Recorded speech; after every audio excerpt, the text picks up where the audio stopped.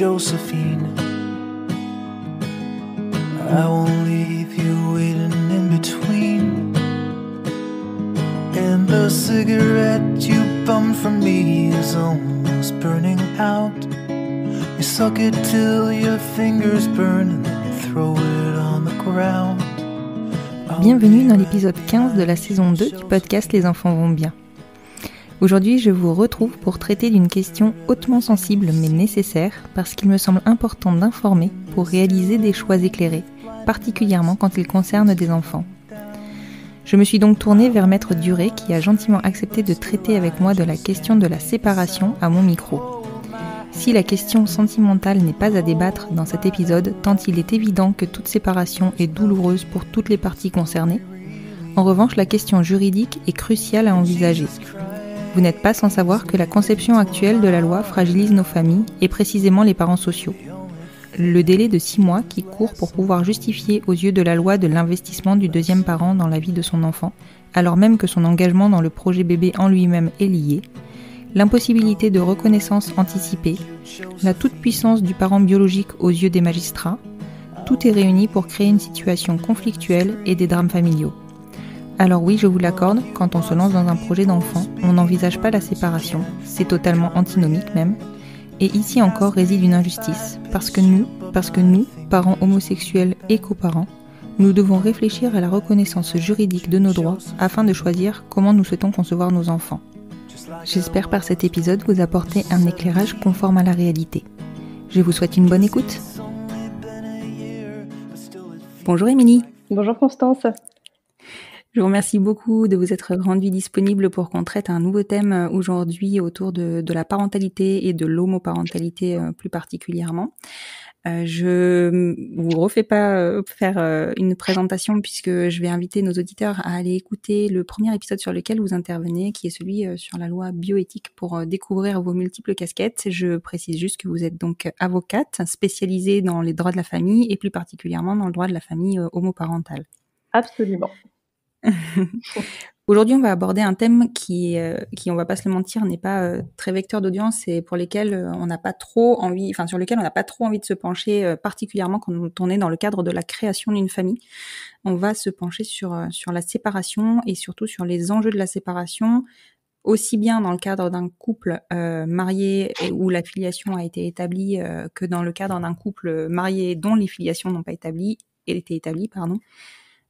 Ou même dans le cadre de couples non mariés. On parlera aussi de la coparentalité puisque c'est un cas assez particulier. Tout à fait. C'est bon pour vous ? C'est bon pour moi. Super.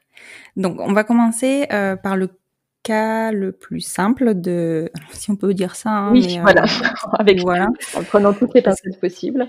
Voilà, parce que la séparation a des enjeux qui sont assez importants dans tous les cas. On va parler du cas du couple marié. Oui. Avec filiation établie. Donc, c'est-à-dire que l'adoption a été prononcée pour les enfants du couple. Exactement. En fait, c'est le vrai enjeu de la séparation du couple homoparental, puisqu'on est en présence d'enfants, c'est de savoir si la filiation a été établie à l'égard des deux parents, qu'ils soient les deux pères ou les deux mères, ou à l'égard que d'un seul. Dans les couples de femmes, mais on l'a déjà évoqué, effectivement, quand l'enfant naît, eh bien, la filiation n'est établie qu'à l'égard que de la maman qui a accouché, donc la mère légale, et il faut passer par la procédure de l'adoption de l'enfant du conjoint. Une fois que cette procédure a été finalisée, que l'adoption a été rendue, eh bien, on revient dans une certaine norme qui fait qu'effectivement, on est en présence d'une séparation, alors soit d'un divorce, soit lorsque le divorce a déjà été prononcé et qu'on revient devant le juge, mais en tout cas, une situation très classique de un enfant à deux parents légaux, les deux parents légaux se séparent, ne sont pas d'accord puisqu'on est devant le juge, et donc le juge va statuer sur les modalités d'exercice de l'autorité parentale, c'est-à-dire notamment et principalement quand on parle des enfants, la résidence, éventuellement un droit de visite et la notion financière qui est la contribution à l'éducation, à l'entretien de l'enfant, ce qu'on appelle communément la pension alimentaire. Donc là, effectivement, on est dans le cadre d'un couple lambda, qui se On séparent est dans le cas d'un statut sur quelque chose. exactement. C'est exactement la même procédure. On se retrouve devant le même juge, soit une procédure de divorce, soit un juge aux affaires familiales. Et puis, eh bien, on applique un petit peu les règles classiques, à savoir est-ce qu'on a un accord ou pas, est-ce que quels parents revendiquent quel type de résidence, quel est l'âge de l'enfant. Enfin, on est vraiment sur des parcours qui sont très très classiques, donc sur lesquels il n'y a pas de difficulté.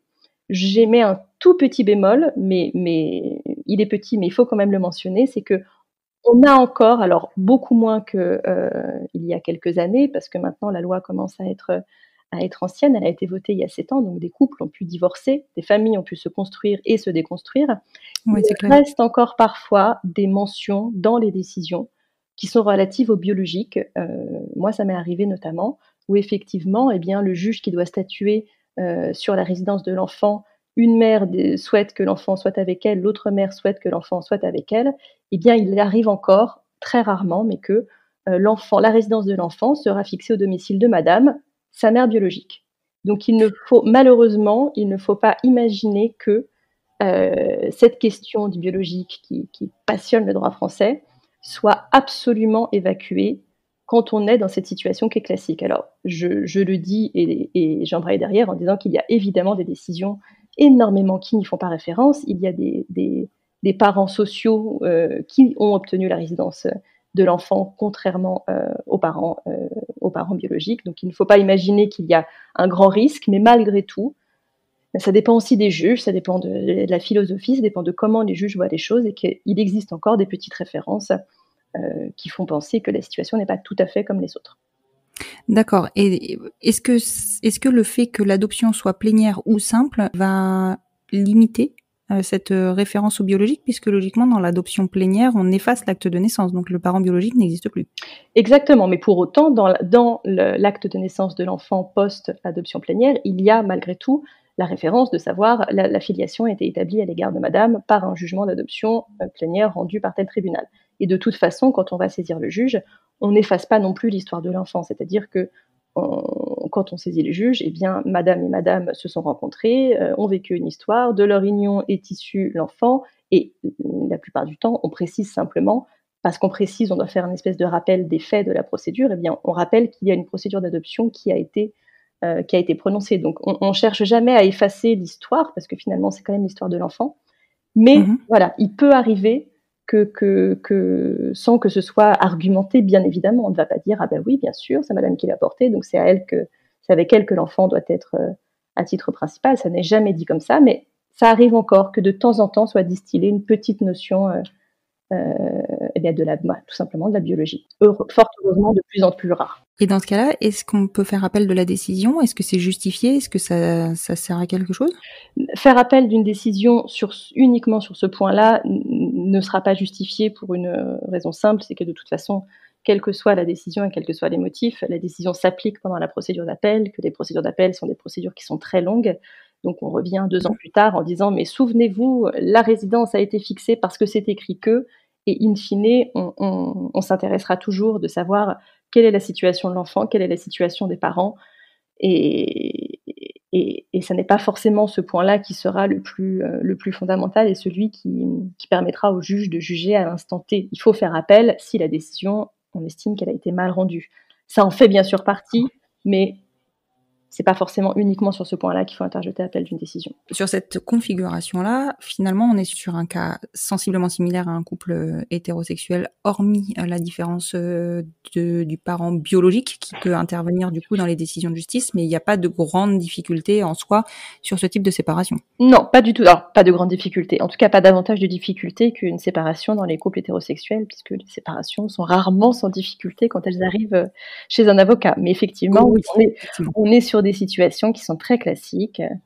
Si on a envie de se faire la guerre, on se fait la guerre. Si tout va bien, tout va bien. Mais en tout cas, il n'y a pas de spécificité particulière quand le couple a établi la filiation de l'enfant à l'égard des 2 parents. Par contre, effectivement, là où on va rencontrer des difficultés, c'est dans le cadre d'un couple marié ou non marié, d'autant plus puisque dans ce cas-là, la filiation n'est pas établie, mais donc dans le cadre d'une filiation non établie, ce qui peut arriver dans le cadre de couples mariés qui n'auraient pas eu le temps du fait du délai ou qui n'auraient pas pris le temps de déclarer, enfin de mettre en place l'adoption. Exactement. Ce sont les situations qui sont les plus difficiles, et les plus tragiques parfois. Effectivement, on est dans la situation soit d'un couple non marié, dans ce cas-là, comme vous l'avez dit, la question ne se pose pas. Pour qu'on puisse donner le consentement de volontaire, il faut être marié. Donc pas de mariage, pas de consentement et pas d'adoption.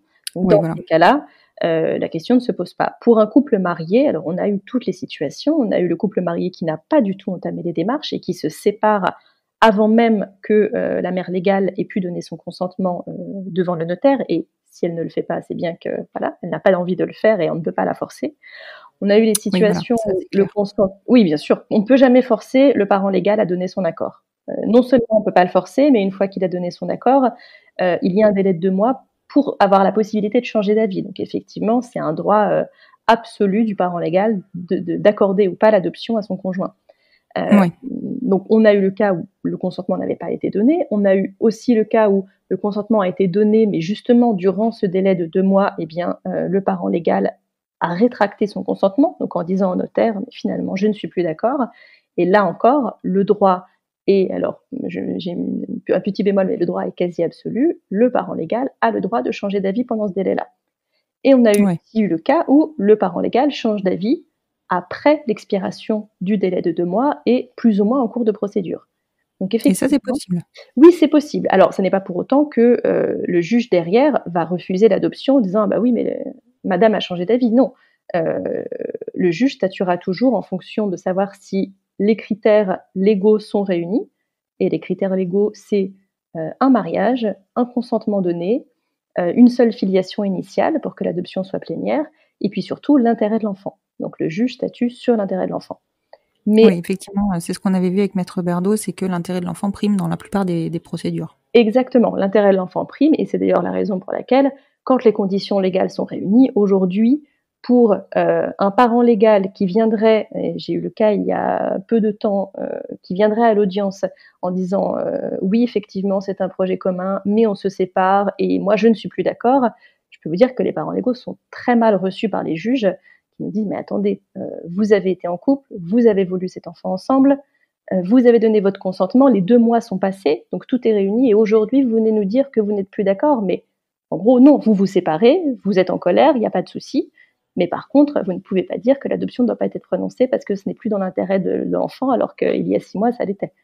Oui, c'est Donc clair que ouais. c'est logique que ça semble malvenu, quoi. Oui, oui, oui, et c'est vrai que bon, les audiences se déroulent toujours en fonction aussi du juge qu'on a en face, mais aujourd'hui de plus en plus, eh bien quand le parent légal adopte cette attitude, moi je défendais l'adoptante, la maman sociale, ben, effectivement, ce sont des situations où les juges prennent position assez favorablement en disant non, l'adoption sera prononcée puisque les conditions sont réunies.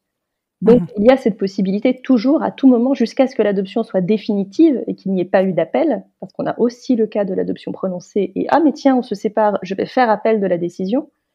Ah oui, j'avais pas pensé à ça. Oui, bien sûr, tout est toujours possible. Tant qu'on n'a pas l'acte de naissance de l'enfant avec les 2 filiations transcrites, tout est toujours possible. Donc D'accord. effectivement, on a la situation de: «Ouais, mais on se sépare, on est en train de se séparer, le jugement d'adoption tombe, et ben je vais faire appel de ce jugement d'adoption». Donc ça n'aboutira pas, la cour d'appel ne prononcera à nouveau l'adoption, mais en attendant, on peut avoir 1 an de délai durant lequel, eh bien, pour, le parent qui n'a pas sa filiation, les choses sont assez difficiles. Oui, puis ça fait long, quoi. Oui, oui, déjà que la procédure est très longue en soi, mais effectivement, ça finit par faire très, très long. Et en fait, la situation qui est la plus critique et la plus difficile, c'est: je suis maman ou je suis papa d'un enfant sans être sur son acte de naissance et sans qu'il y ait d'adoption, et soit le consentement n'a pas été donné, soit il a été rétracté, et dans ces cas-là, et aucune procédure d'adoption n'est en cours, et bien dans ces cas-là, je ne peux pas devenir le parent légal de mon enfant. Et Et dé et découle tout un tas de conséquences. et ça, c'est vérifié, en fait. Il n'y a aucun moyen de devenir le parent de cet enfant si, à la base, il n'y a pas eu de consentement du parent légal. S'il n'y a pas eu de consentement, il n'y a pas de possibilité. Alors il y a une exception qui est prévue par le code civil, qui est celle de si le parent légal, se désinvestit de l'enfant, ne s'en occupe pas, ce n'est évidemment jamais le cas. Et il y a eu une jurisprudence qui est toute récente, c'est le tribunal judiciaire de Lille, qui a prononcé une adoption dans un cas où il y avait plusieurs enfants, de mémoire, hein, sans dire de bêtises, mais il y avait plusieurs enfants, au moins 2, je pense. Une adoption avait déjà été prononcée et la mère légale n'a pas voulu donner son consentement. Eh bien, le tribunal a outrepassé son refus. Mais il y avait des circonstances. Exactement. Ce n'était pas le premier enfant, c'était une fratrie, il y avait des circonstances particulières. Mais si aujourd'hui, aucune procédure n'est déposée, je me sépare, je suis mère sociale, ma conjointe n'a pas donné son consentement à l'adoption, eh bien, je n'ai pas de solution. En tout cas, pas pendant la minorité de l'enfant, parce que quand l'enfant sera majeur, l'adoption simple redevient possible. Donc ça, c'est aussi quelque chose, moi, c'est une information que je donne tout de suite aux mamans sociales qui viennent me voir quand elles sont en détresse parce qu'il y a une situation de rupture et parce qu'il y a parfois une rupture des liens avec l'enfant. La première chose, c'est effectivement là, tout de suite, on va voir ce qu'on peut mettre en place, mais surtout, rassurez-vous, plus tard, le consentement de la mère légale ne sera plus ne sera plus indispensable, mais ne sera plus nécessaire du tout. C'est-à-dire que l'adoptante ou l'adoptant et l'enfant devenu majeur suffiront. D'accord. Et dans le cadre d'une filiation du coup non établie, est-ce qu'on peut quand même statuer sur un droit de garde éventuellement ? Alors, oui, en fait, c'est une procédure qui est spécifique. Par exemple, je prends juste l'exemple, si c'est dans le cadre d'un divorce, eh bien, la procédure, ce qu'on appelle le droit de visite du tiers, c'était autrefois le droit de visite du grand-parent qui a été élargi pour le parent social, eh bien, c'est une procédure spécifique avec représentation obligatoire par avocat. C'est une procédure qui n'entre pas, qui ne peut pas se joindre à la procédure de divorce. C'est-à-dire que, par exemple, dans une telle situation, quand il y a un divorce et une seule filiation, aussi absurde que ça puisse paraître, on va devant le juge pour statuer sur le domicile conjugal, sur les attributions, sur les relations entre les époux ou les épouses. Mais quand bien même l'enfant existe, le juge n'est pas compétent pour statuer. Donc on est obligé de mettre en place 2 procédures parallèles, si le couple est marié, bien sûr, s'il ne l'est pas, évidemment qu'il n'y a pas de divorce. Si le couple est marié, on a le divorce d'un côté, donc c'est vraiment c'est lunaire parce que l'enfant est là, le juge du divorce, normalement, il statue sur tout, mais à partir du moment où il n'y a pas de double filiation, eh bien, le juge du divorce ne peut pas statuer sur, notamment, le droit de visite du parent social. Donc, c'est une procédure qui est à part, qui est assez longue, donc qui rend les choses difficiles quand il y a une rupture des liens ou quand la continuation des liens est difficile, sachant qu'on peut essayer de mettre en place une procédure d'urgence, mais la procédure d'urgence est soumise à l'autorisation du juge. Donc, si on arrive devant le juge avec notre histoire et que le juge nous dit « moi, je ne pense pas qu'il y ait urgence », eh bien, on part pour 1 an et demi de procédure. Et pendant cette période-là, eh bien, la mère légale fait absolument ce qu'elle veut. Tant qu'aucun juge ne la contraint, à partir du moment où il n'y a pas de lien de filiation, elle fait ce qu'elle veut. Elle peut imposer une rupture des liens. Si le juge n'est pas saisi ou si le juge n'a pas statué, eh bien, on n'a pas d'autre solution. Oui, mais là, du coup, on n'est plus du tout dans l'intérêt de l'enfant. Donc, effectivement, il y a une urgence et le juge est à même donc de statuer. Bien sûr. Et la plupart du temps, quand on met en place ces procédures d'urgence, on les obtient. Maintenant, il arrive parfois que le juge estime que si, par exemple, les parents sociaux prennent du temps, ça arrive parfois, oui, on ne veut pas brusquer. Les mères sociales sont souvent dans une situation, quand il y a une séparation et qu'il n'y a pas de lien de filiation, je veux surtout pas la brusquer parce que je sais qu'à tout moment, elle peut décider de m'enlever mon enfant. Oui, c'est ça en fait, c'est le gros risque. Exactement. Donc, elles sont dans une situation de prendre un petit peu ce qu'on leur donne. Et puis, si on leur donne plus rien, ça arrive parfois que oui, mais là, elle m'a dit que peut-être le mois prochain. Et en fait, qu'elles se fassent emmener dans un espoir qui se continue et finalement de se réveiller 6 mois plus tard en disant mais en fait, maintenant, il faut que j'agisse parce que là, je vois que ça n'aboutira pas. Et face à ça, le juge peut soit se dire bah oui, effectivement, attendez, ça fait 6 mois, c'est beaucoup trop long. Vite, faites, oui, je vous autorise à mettre en place une procédure d'urgence. Le juge peut aussi se dire, bah, ça fait déjà 6 mois en fonction de l'âge de l'enfant, c'est déjà un peu long. En quelque sorte, on n'est plus à ça près, ce qui est terrible, mais ça peut arriver. Ce n'est pas, on n'a pas de garantie d'obtenir ces procédures d'urgence. D'accord, ok. Et quelle que soit la procédure qu'on mette en place, la longue ou la rapide, si on peut les appeler comme ça, eh bien, ensuite, on va expliquer au juge, eh bien, pourquoi est-ce qu'il faut maintenir les liens entre l'enfant et cette personne qui est le parent. Et donc, les conditions, c'est d'avoir cohabité avec l'enfant pendant une durée qui est longue, mais qu'on estime que le juge estime s'il a été assez long ou pas, de s'être occupé de l'enfant, d'avoir contribué, d'avoir financé des choses, etc., etc. Et toujours, bien sûr, que ce soit dans l'intérêt de l'enfant. Et dans ce cadre-là, le critère du projet parental est très important. D'accord. Donc, il faut pouvoir justifier de ce projet parental. Exactement. Le Code civil ne prévoit pas l'existence du projet parental, c'est-à-dire que les conditions de l'article ne listent pas l'existence d'un projet parental commun, mais toutes les décisions, toute la jurisprudence se fonde sur l'existence de ce projet parental commun. Donc effectivement, on explique que lorsque l'enfant est né d'une PMA réalisée à l'étranger, c'est un projet de couple, qu'elles y sont allées ensemble, qu'il y a eu un suivi pendant la grossesse. On essaie de raconter ce qui semble tellement évident, mais qui, dans ce cadre-là, sera très souvent nié par la partie adverse. Oui, évidemment. Évidemment.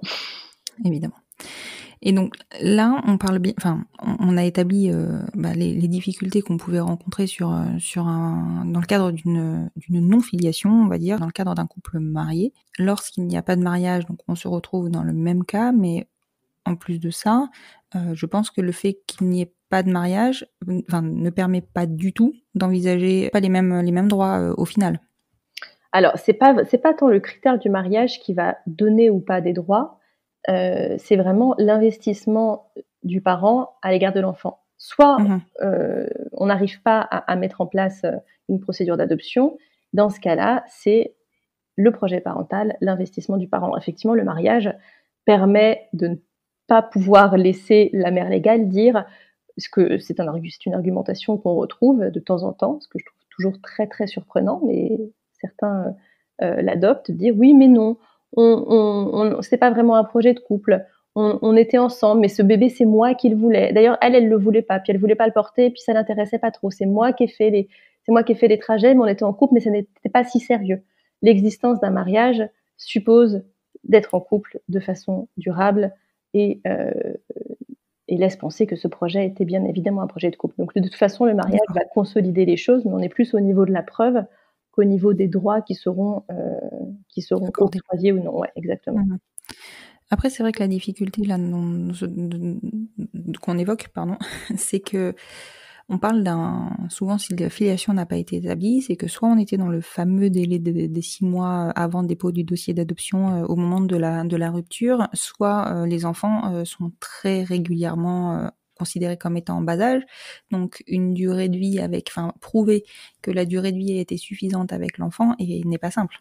Non, c'est pas simple, et puis c'est absolument à l'appréciation du juge. Donc on a de très belles décisions où une cohabitation d'un nourrisson de sa naissance à ses 3 mois a été suffisante pour obtenir un droit de visite, ce qui est assez rare, mais on a pu l'obtenir.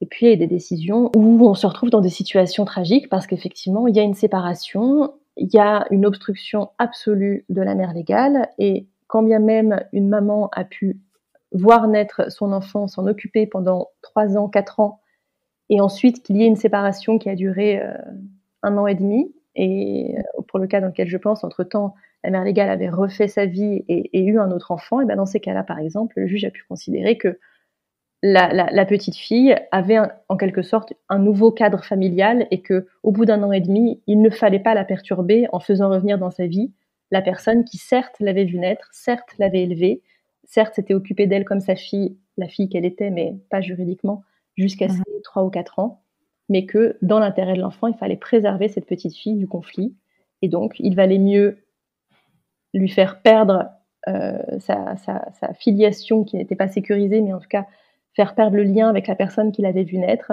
au profit de la nouvelle famille qui avait été créée, parce que c'était un cadre qui était plus sécurisant.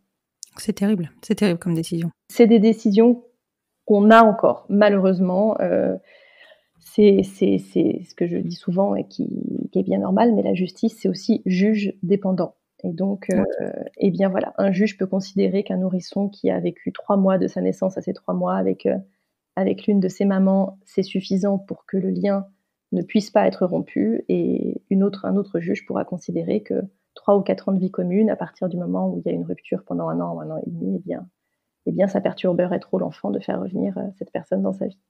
Et dans ce cas, la décision est révocable en cas d'appel, si on fait appel ? Oui, on peut tout à fait interjeter appel. La difficulté, c'est que dans ce cadre-là, eh bien, la décision s'applique pendant la durée de l'appel, et que là encore, les procédures d'appel sont des procédures qui sont très longues.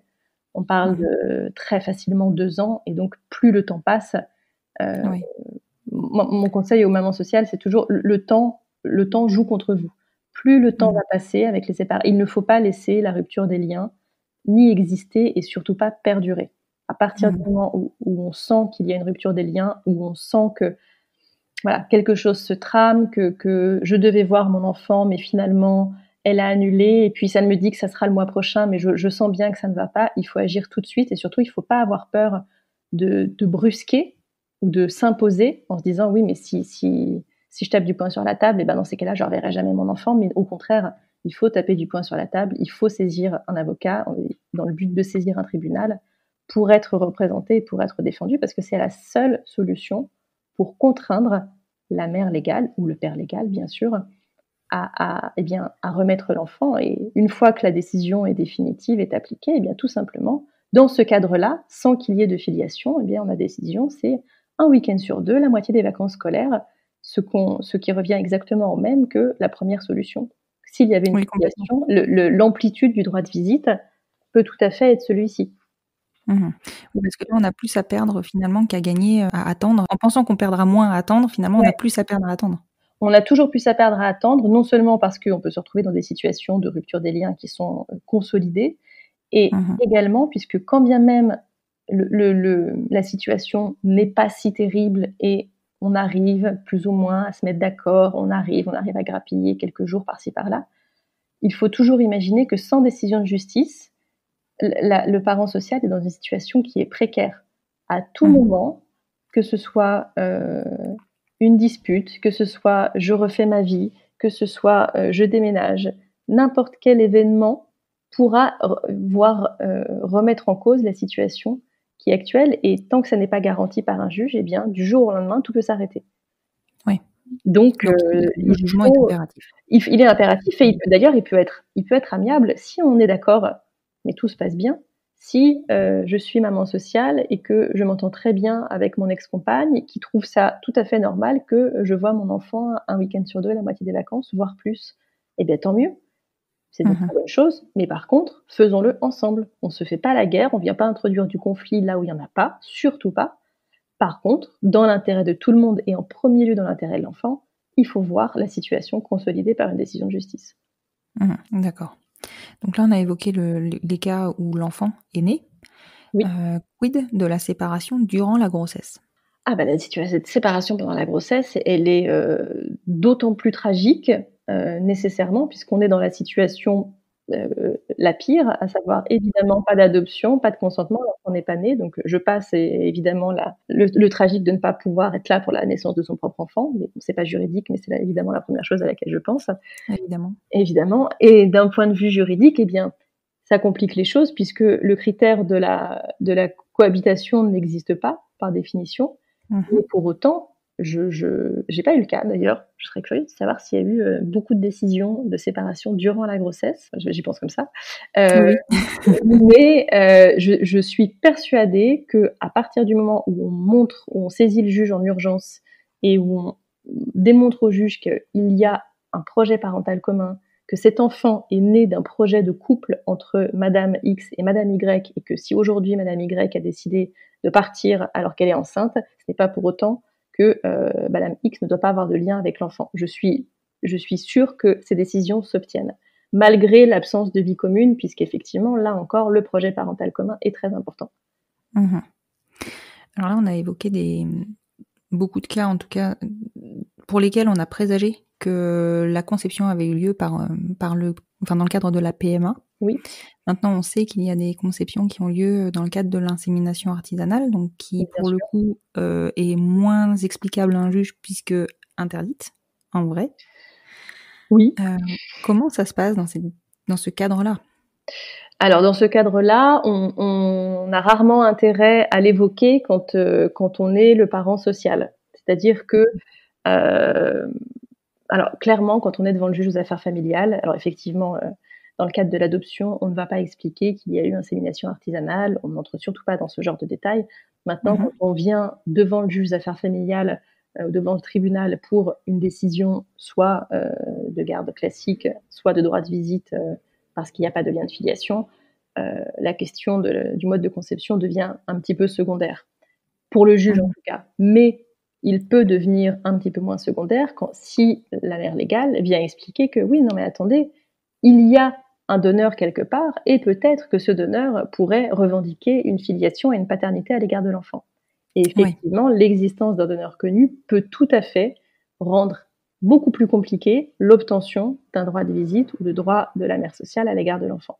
Puisque le juge un peu frileux peut se dire, bah oui, effectivement, s'il y a un monsieur quelque part, si demain il vient faire une reconnaissance de paternité, chose qu'il peut faire puisqu'il en a absolument le droit, eh bien cet enfant aura 2 parents, il aura déjà 2 parents qui a priori ne sont pas en couple, ne vivent pas ensemble, donc ça pourrait déjà être compliqué. Venir rajouter dans la vie de cet enfant une 3e personne, quand bien même c'était la personne à l'origine de sa naissance, ça peut donner envie au juge de restreindre un petit peu les droits de la mère sociale.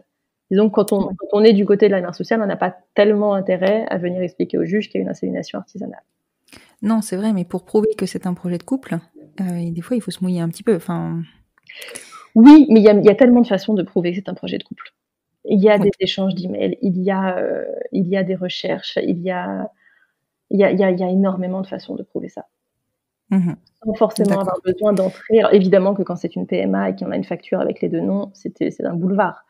Mais quand c'est une conception artisanale avec une insémination, avec un donneur connu, on peut le mentionner. Mais moi, j'aurais tendance à dire qu'effectivement, on trouve d'autres solutions. Des échanges de mails, des échanges de textos. Tous les moyens sont bons pour prouver que c'est un projet parental commun. Et en réalité, ça n'est pas, quand c'est le cas, ça n'est pas si difficile à prouver. D'accord.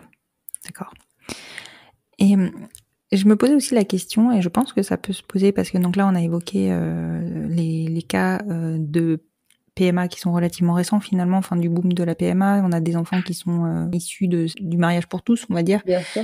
Sur les générations précédentes, donc maintenant on a des enfants qui vont avoir entre 12 et 12-15 ans, peut-être même 18, qui sont encore en tout cas chez leurs parents, dans le cadre d'une séparation où effectivement la filiation ne serait pas prononcée. Oui. Les enfants, normalement, à partir d'un certain âge, ont le droit de choisir leur lieu de résidence et leur rythme d'alternance, de garde alternée, non ? Oui, alors on va dire qu'ils ont leur mot à dire.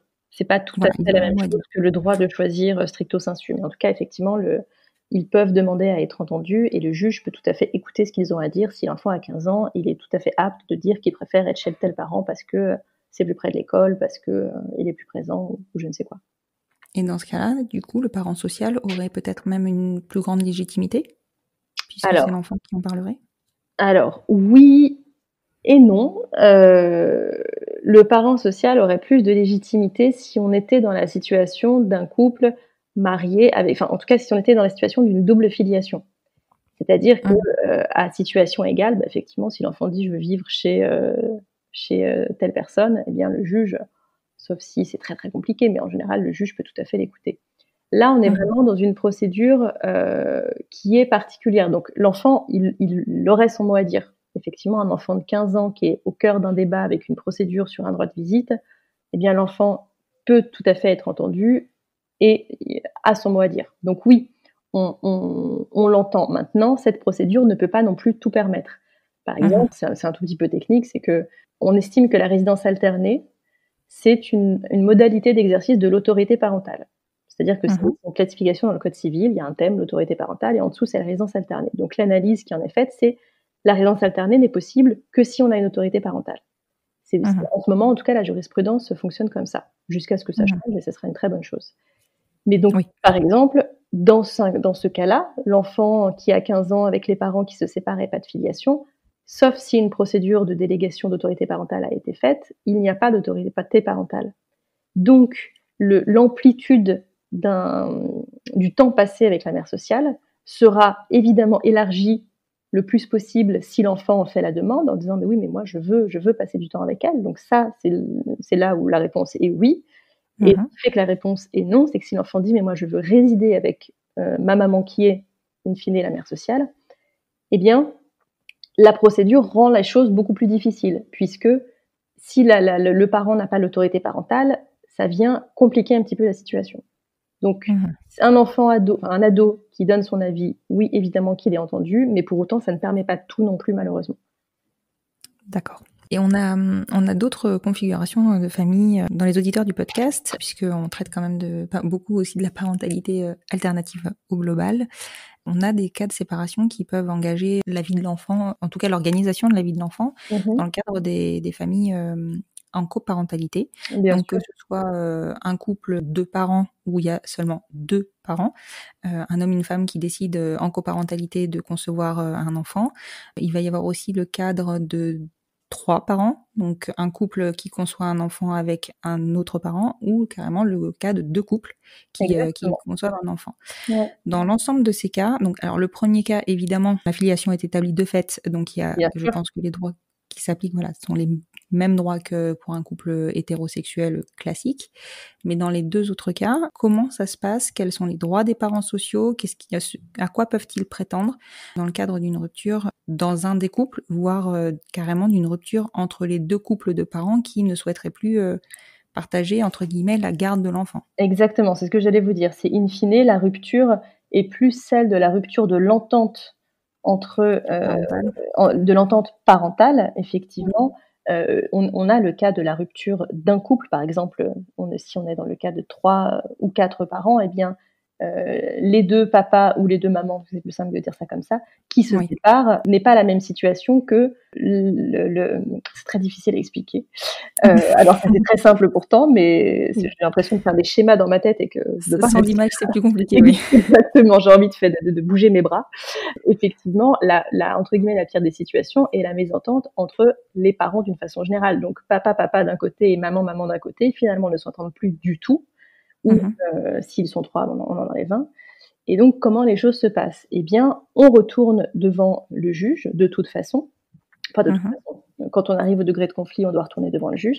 Et la difficulté majeure, c'est que le papa ou la maman qui n'est pas sur l'acte de naissance de l'enfant, ou les papas ou les mamans, eh bien, en quelque sorte, n'existe pas pour le juge. C'est quelque chose qui est très violent. Alors, pour autant, on raconte leur histoire, évidemment, que dans la requête ou dans les conclusions qu'on fait à l'attention du juge, donc c'est le document écrit que le juge lira in fine, puisqu'il y a l'audience, mais il y a évidemment ce qu'on écrit, eh bien, on explique la situation. On dit que monsieur est en couple avec monsieur, que madame est en couple avec madame, et que l'enfant est né dans le cadre d'une coparentalité. Mais ne serait-ce que physiquement, ce qui est très difficile, c'est que les audiences en matière familiale se tiennent à huis clos, donc les parents de l'enfant sont dans la salle d'audience qui, la plupart du temps, est le bureau du juge. Eh bien, le parent social, celui qui n'est pas sur l'acte de naissance, il est dans le couloir. Il n'a pas le droit d'être présent. Donc, tout se trame en son absence, ce que moi je trouve très très difficile psychologiquement, parce que ils peuvent venir à l'audience, on peut attendre dans la salle d'attente ensemble. Par contre, au moment où il faut se lever pour aller se présenter devant le juge, eh bien, il disparaît et il reste dans le couloir. Je trouve que c'est violent et ça représente exactement la difficulté de la coparentalité, puisque le droit n'est pas adapté. Le droit ne s'adapte pas aux situations de coparentalité. Pourtant, ça ne serait pas si difficile, mais ce sont des choix politiques, comme tout. Ça aurait pu être fait, notamment dans le cadre de la révision des lois bioéthiques. Non seulement elles ne seront pas révisées, mais en plus, si elles l'avaient été, eh bien, on a fait le choix d'exclure, de faire évoluer le droit vers plus de coparentalité. Il faut imaginer que l'acte de naissance de l'enfant, c'est 2 cases. Eh bien, une fois que les 2 cases sont pourvues, ça n'intéresse plus grand monde. Les personnes qui sont autour n'ont pas tellement leur mot à dire. Donc, effectivement, quand on est dans une situation de séparation de couple parental, eh bien, on va devant le juge et puis on revient dans une situation classique de l'enfant à 2 parents. Qu'est-ce qu'on fait?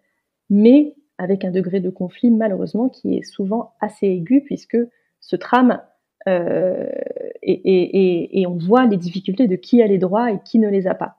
Et c'est très difficile à vivre, parce qu'une personne qui élève un enfant avec son conjoint ou sa conjointe au quotidien doit pouvoir décider des choix, doit pouvoir avoir son mot à dire, et finalement, quand on passe d'un point de vue judiciaire, eh bien, ce choix-là est perdu. Oui, et ce qui va encore plus complexifier les choses, c'est la séparation au sein d'un des membres du couple. Oui, exactement. Voilà. Dans ce cas-là, eh bien, on revient dans la situation dont on a parlé tout à l'heure, c'est-à-dire un enfant qui, alors, a de liens de filiation, mais en tout cas pas à l'égard du parent social, et on se retrouve dans la même situation d'avoir à mettre en place cette procédure de droit de visite qui n'est pas la filiation, mais qui est un droit de visite. Alors c'est vraiment terriblement appelé du tiers, parce que ça veut tout dire et rien dire, et je trouve ça assez Oui, c'est clair. ouais, c'est un peu horrible, mais bon, c'est comme ça que le Code civil l'appelle, avec la difficulté supplémentaire qui est la différence avec notre première hypothèse, qui était l'enfant a 2 parents, mais un seul reconnu, bien l'autre va venir demander, typiquement, voilà, un week-end sur 2, la moitié des vacances scolaires, où là, on a déjà 2 parents. Donc, on vient faire une demande supplémentaire. Et donc, le juge, là aussi, peut être tenté de dire, alors, effectivement, monsieur ou effectivement, madame, vous avez cohabité, vous avez participé, mais si déjà, par exemple, on est sur une résidence alternée entre les 2 parents, si l'enfant est en bas âge, est-ce que venir, entre guillemets, saucissonner son agenda encore plus en venant donner 2 heures un samedi après-midi une fois par mois, est-ce que c'est vraiment dans l'intérêt de l'enfant? Est-ce que, vous voyez, ça peut aussi être difficile pour le juge d'estimer jusqu'où se trouve l'intérêt de l'enfant. Oui, c'est ça. C'est vrai que c'est ça qui est vraiment très délicat, c'est que du coup, comme vous le dites, ça saucissonne l'agenda de l'enfant. Et clairement, je pense que de ce fait-là, les juges statuent pas dans le bon sens, quoi. Pas toujours, en tout cas. Disons que, évidemment, qu'on obtient des droits de visite, bien sûr, mais pour peu qu'il y ait 4 parents, imaginez juste la situation de 2 papas, 2 mamans, où chacun des 2 couples se sépare. C'est-à-dire que l'enfant se retrouve une semaine par mois, malgré tout le monde. Oui, voilà, c'est ça. Ça n'est pas possible. C'est-à-dire que le juge statuera toujours à l'égard des 2 parents principalement, et ensuite cette procédure qui n'est pas la même viendra ou pas donner les droits à chacun des coparents. Mais ça devient difficile parce que c'est des situations qui rentrent pas dans les cases, et le droit français adore les cases. Donc oui, c'est ça. Voilà, dès qu'on en sort un petit peu, on se heurte à des difficultés.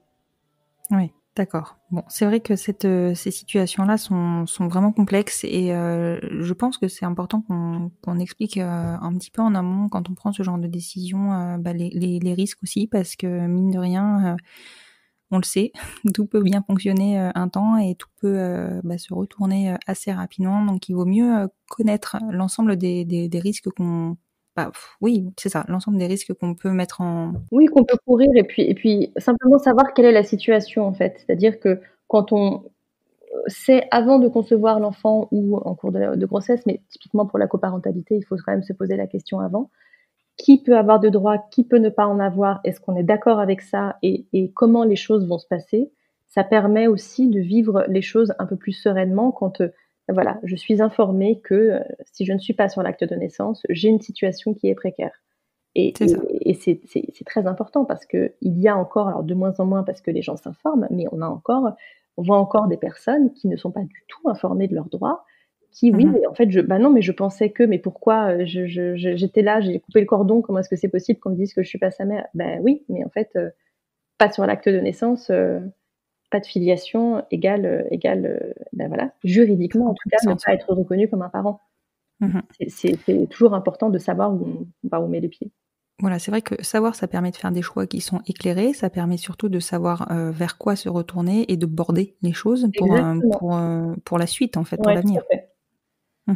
C'est vrai que c'est des choix qui s'offrent à nous. C'est vrai qu'on a quelque part la chance d'avoir un panel de choix qui s'offre à nous pour concevoir nos familles, mais par contre ce panel n'est pas reconnu légalement par le droit français. Et pourtant le droit français doit s'adapter évidemment à l'évolution des familles, mais ça malheureusement, encore une fois, c'est pas forcément à l'ordre du jour. Mais dans ce panel de choix doit entrer évidemment en considération la situation juridique. Typiquement, voilà, je suis un couple de femmes, je suis un couple d'hommes, je veux un enfant, vers quel type de parentalité est-ce que spontanément j'ai envie de me diriger? Et par exemple, voilà, je suis 2 mamans, pourquoi pas une coparentalité avec un papa, et savoir que c'est très bien et il n'y a pas de problème, et toutes les parentalités sont très bien tout autant qu'elles sont. Par contre, juridiquement, ça a des conséquences. Si je suis un couple de femmes, je veux un enfant, mais je veux que toutes les 2 on soit déclarées comme mère juridique de l'enfant et qu'il y ait une égalité de droit entre nous, je ne peux pas me diriger vers une coparentalité où il y aura aussi déjà un père sur l'acte de naissance, parce que ça ne fonctionne pas, ça n'est pas extensible. Donc c'est vrai que dans le choix, effectivement, on a la possibilité d'avoir un large panel, mais dans ce panel, il faut inclure tout ce qu'on connaît déjà et sur lesquels toutes les notions sur lesquelles j'ai évidemment pas du tout mon mot à dire, mais sur la partie juridique, je pense qu'il faut vraiment inclure la partie juridique dans les réflexions. Oui, complètement. Et puis c'est vrai que je fais une erreur en disant qu'on a un large choix. Oui, les couples de maman, on a un large choix. Bien sûr. Par contre, les couples de papa, clairement, le choix est beaucoup plus restreint et pour le coup encore plus une question financière. Donc je pense que la coparentalité pour eux est un vrai choix, enfin en tout cas une vraie piste pour concevoir leur famille. Bien sûr. Et c'est surtout à eux que je pense quand je me dis que bon, il faut vraiment qu'ils soient éclairés sur les risques qu'ils encourent. Alors évidemment, il y a pas que les risques, il faut pas penser que à ça. Pas du tout, mais il faut y penser. Et alors c'est terrible, mais il faut y penser d'autant plus quand on est du côté des papas. Je pense que, alors j'ai une vision peut-être un peu pessimiste, mais je pense que le droit français est peut-être le seul domaine où il y a une discrimination encore à l'égard des hommes. C'est-à-dire que quand on est le papa, il faudra toujours, en tout cas pour l'instant, il faut se battre plus que quand on est la maman. Donc quand on est et c'est valable dans tous les couples, enfin dans tous les cas. Exactement. Il faudra toujours se battre plus que quand on est les deux mamans. Donc quand un couple d'hommes eh bien, a un désir d'enfant, souhaite fonder une famille, effectivement, les options sont bien plus restreintes que pour les couples de femmes. Et parfois, d'ailleurs, la coparentalité devient une solution plus qu'un choix, parce que le choix est restreint. Et quand on est le papa, il faut surtout faire attention, il faut être conseillé et il ne faut pas hésiter, là encore, à faire défendre les droits, parce qu'à partir du moment où on est la partie qui a le moins de droits ou qui sera la moins entendue, eh bien, il ne faut surtout pas avoir peur de se faire entendre. Oui, voilà. C'est clair que je pense que dans ce genre de cas-là, précisément, il faut vraiment border Exactement. Quand bien même, oui, et tout en sachant que on peut avoir tout bordé, tout prévu, tout écrit. Si l'un change d'avis, de toute façon, le juge ne regardera qu'à l'intérêt de l'enfant. On peut avoir fait des chartes de coparentalité, on peut avoir écrit la main sur le cœur que non, je ne demanderai jamais à ce que la résidence soit fixée à mon domicile. À tout moment, je peux aller voir le juge et dire le contraire, et le juge m'écoutera. Il ne me dira pas, attendez, vous avez signé une charte de coparentalité, vous avez dit l'inverse. Ça, il pourra tout à fait la lire, mais le juge statuera en fonction de l'intérêt de l'enfant à l'instant T. Donc, voilà, il faut vraiment avoir toujours ça à l'esprit. Donc, je pense ce qu'il faut retenir de cet épisode, c'est qu'il faut toujours, dans le cadre de la conception d'une famille, quel que soit le couple dans lequel on la conçoit, réfléchir aussi à la question du droit, la question de nos droits par la suite, pour envisager les choix de conception qui s'offrent à nous et sur lesquels on est le plus en accord à l'instant T, puisqu'il ne faut pas oublier que les désaccords peuvent arriver relativement vite et malheureusement, dans nos situations à nous, ils peuvent être tragiques. Je suis tout à fait d'accord. Rien d'autre à ajouter, c'était parfait. Impeccable alors. Je vous remercie beaucoup, Maître Duret, de nous avoir accordé votre temps pour traiter de ce sujet qui est hautement sensible et qui, hélas, souvent n'est abordé qu'une fois qu'on est dans la situation de la séparation. Je pense que notre épisode va vraiment éclairer des lanternes dès aujourd'hui et j'espère qu'il permettra d'anticiper des situations dramatiques, notamment en termes d'adoption si on a la possibilité d'avoir accès à l'adoption, qu'on compresse au maximum le délai entre la naissance de l'enfant et le dépôt du dossier d'adoption, puisque on a la preuve par l'exemple que il peut se passer des choses dramatiques qui font que une des mamans peut perdre le droit de visite sur son enfant. Donc voilà, aujourd'hui je pense que c'était vraiment très important d'aborder ce point-là et encore une fois je vous remercie parce que vous avez été très clair, très pédagogue. Tant mieux et merci à vous pour l'invitation, j'étais ravie.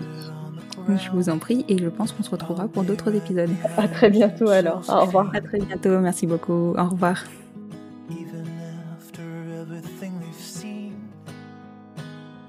Et voilà, c'est la fin de cet épisode, ô combien difficile mais tellement nécessaire. Et ce n'est pas l'actualité du moment qui va le démentir.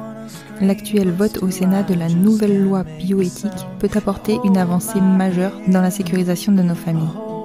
Si cet épisode vous a plu et ou qu'il peut concerner quelqu'un ou apporter des réponses à une personne de votre entourage ou peut-être même de l'entourage de votre entourage, n'hésitez surtout pas à le partager, à le diffuser, à le faire connaître. Cela fera aussi connaître le podcast et vous savez comme il est important de gagner en visibilité pour pouvoir continuer à avancer sur ce podcast. Vous pouvez aussi, si vous le souhaitez, me laisser 5 étoiles sur votre plateforme d'écoute. Alors a priori pas toutes, mais déjà sur Apple Podcast ça peut être super, et un petit commentaire qui me fait toujours chaud au cœur. Je vous donne rendez-vous vendredi prochain pour partager avec vous une de ces fameuses histoires de séparation qui finit bien. Je vous souhaite une excellente fin de journée.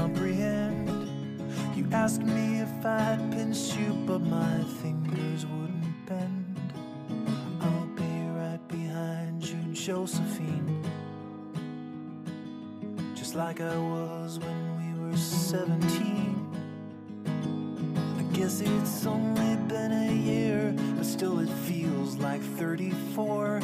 I don't feel like I am living in the same skin anymore. Now hold my hand, I'll hold my breath. There's nothing in this world we really own.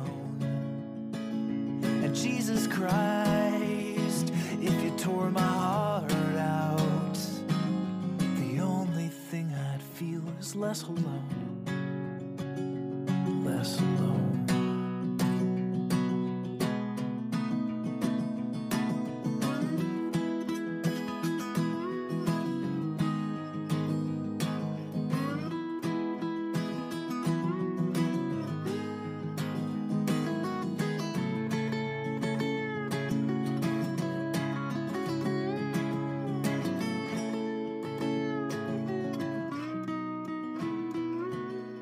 I'll be right behind you, Josephine. Even when my soul's an amputee, and my bleeding heart is sinking in the lake inside my chest. So I grab what I can cling to and I leave behind the rest. Now hold my hand, I'll hold my breath.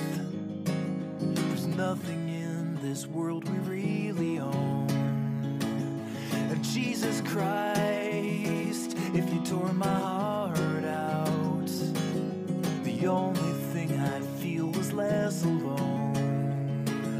Now hold my hand and take my breath, and leave behind the things you'll never own. And Jesus Christ, please tear my heart out. Oh, I wanna feel a little less alone, less alone.